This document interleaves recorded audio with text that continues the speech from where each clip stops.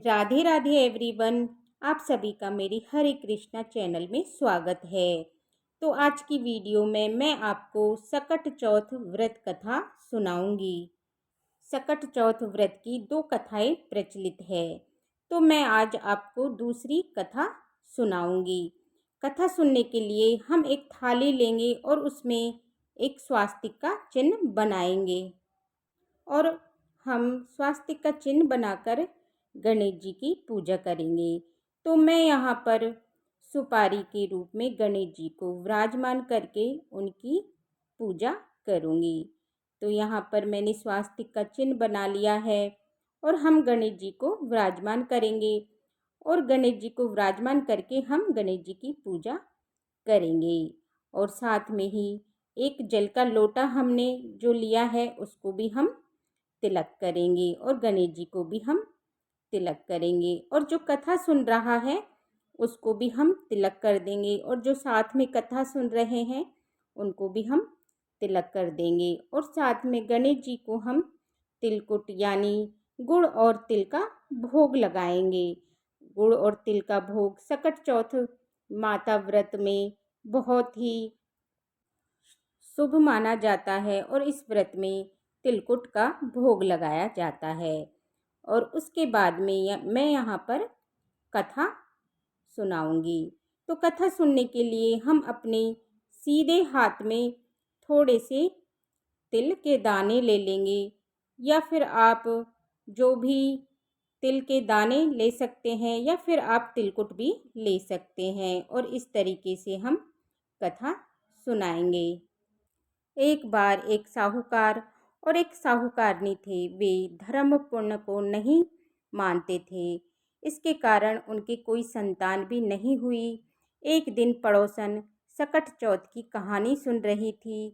तब साहूकारनी उसके पास जाकर बोली, तुम क्या कर रही हो? तब वह बोली कि आज सकट चौथ का व्रत है, इसलिए कहानी सुन रही हूँ। तब साहूकारनी बोली कि चौथ का व्रत करने से क्या होता है? तब पड़ोसन बोली, सकट चौथ का व्रत करने से अन्न धन मिलता है और संतान की प्राप्ति होती है।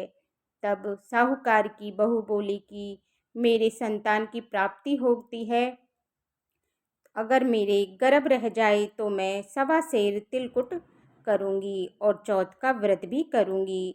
उसके गर्भ रह गया तो वह बोली, मेरे लड़का हो जाए तो मैं 2.5 सेर का तिलकुट करूँगी। उसके लड़का भी हो गया। तब वह बोली कि हे चौथ माता, कि मेरे बेटे का विवाह हो जाए तो मैं 5.25 सेर का तिलकुटा चढ़ाऊँगी।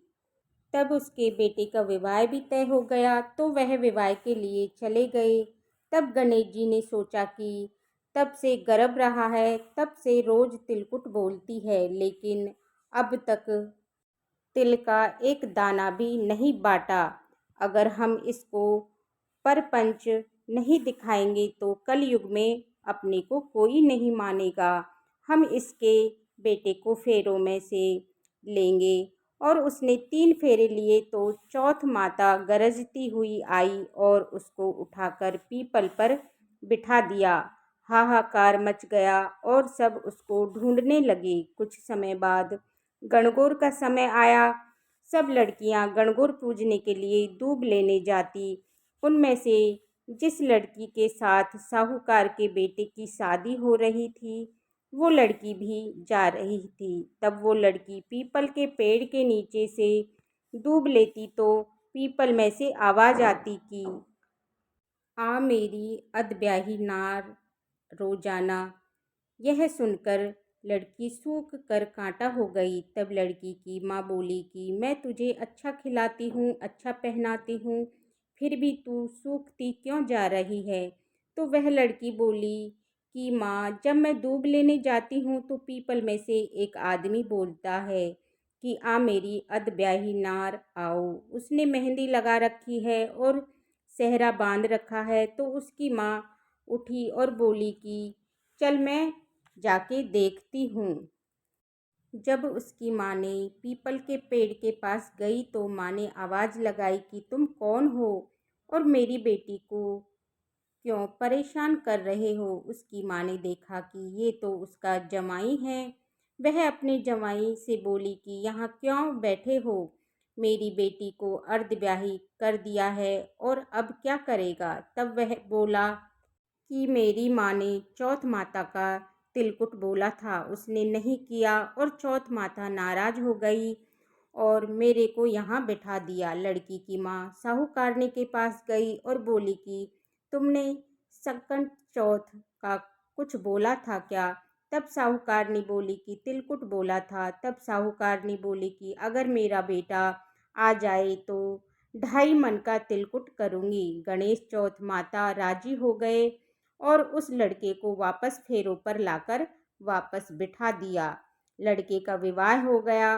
तब साहूकारनी ने 2.5 मन का तिलकुट किया और कहा कि हे संकट चौथ माता, आपकी कृपा से मेरे बेटे बहू घर आ गए हैं। अब मैं हमेशा तिलकुट करूँगी और आपका व्रत भी करूँगी। हे चौथ माता, जैसे आपने साहूकारनी के बेटे बहू मिलवाए, वैसे ही इस कहानी को कहते सुनते हुंकारा भरते हुए सब पर अपनी कृपा दृष्टि बनाए रखना और सभी के संतान की रक्षा करना। इसके बाद हम एक विनायक जी की यानी कि गणेश जी की कहानी सुनाएंगे। एक दौरानी थी और एक जिठानी थी। दोनों दौरानी जिठानी एक अमीर थी और एक गरीब थी। जिठानी गणेश जी की बहुत सेवा पूजा करती थी। अपनी दौरानी के आटा पीसने जाती, आटे को कपड़े से छानती थी।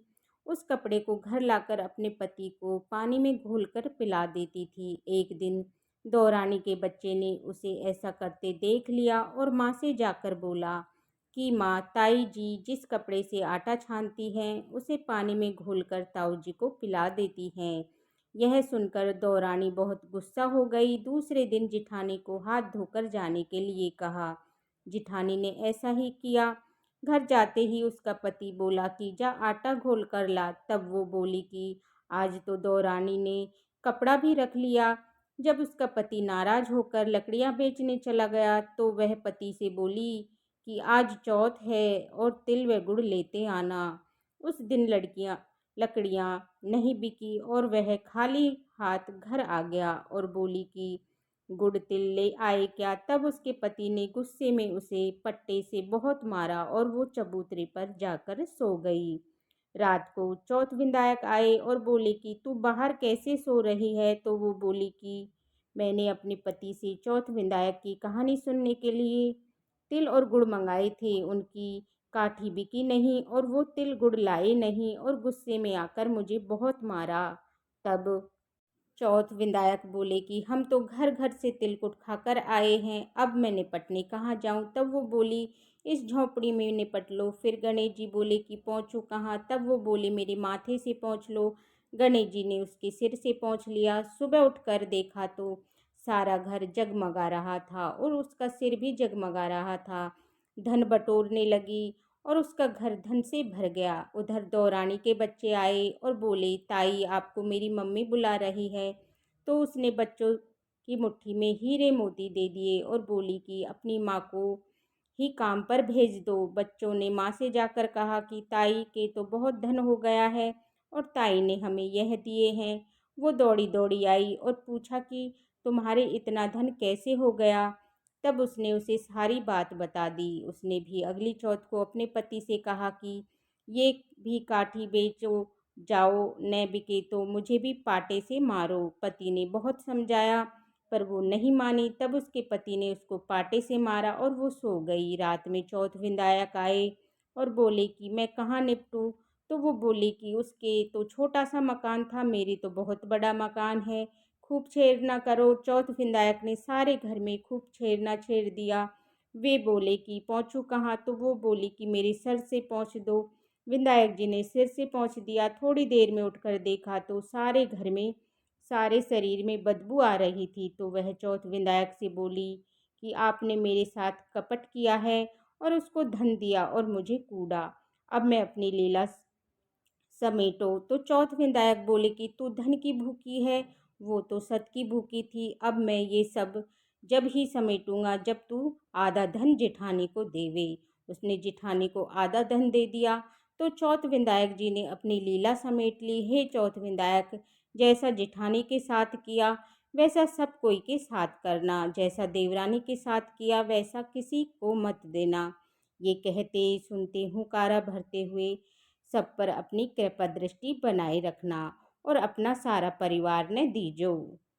इस तरह से हमारी सकट चौथ की व्रत कथा पूर्ण हो जाएगी। इसके बाद जो हमने हाथ में तिल लिए हैं ये हम जल के लोटे में डालकर सूर्य देवता को अर्घ दे देंगे। और अगर रात में कहानी सुन रहे हैं तो हम चंद्रमा देवता की पूजा करके चंद्रमा को अर्घ दे देंगे। अगर मेरी कहानी कथा की वीडियो सकट चौथ की अगर आपको अच्छी लगी हो और आपके लिए यूजफुल हो तो मेरे वीडियो को लाइक करना, शेयर करना। राधे राधे, जय श्री कृष्ण।